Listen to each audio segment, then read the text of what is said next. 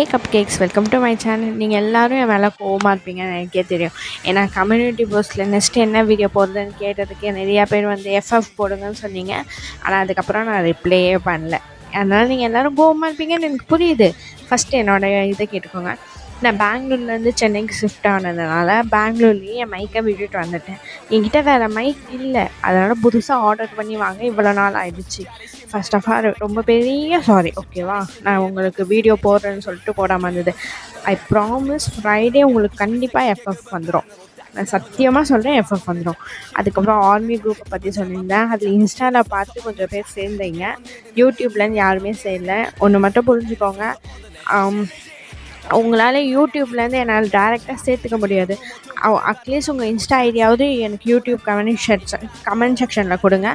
இல்லை அப்படின்ற பட்சத்தில் எனக்கு இன்ஸ்டாவில் வந்து மெசேஜ் பண்ணுங்கள். சேம் யூடியூப் அண்ட் இன்ஸ்டா 2 ஐடியுமே சேம் தான் இருந்து நீங்கள் வந்து மெசேஜ் பண்ணிங்கன்னா நான் குரூப்பில் சேர்த்துப்பேன்.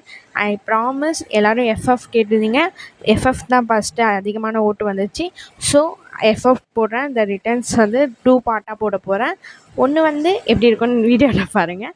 நெக்ஸ்ட்டு இந்த 2 பார்ட் எஃப்எஃப் போட்டோடனே நான் வந்து கொரியாவில் எப்படி ஜாபுக்கு அப்ளை பண்ணுறதுன்ற மாதிரி வீடியோ போடுறேன்.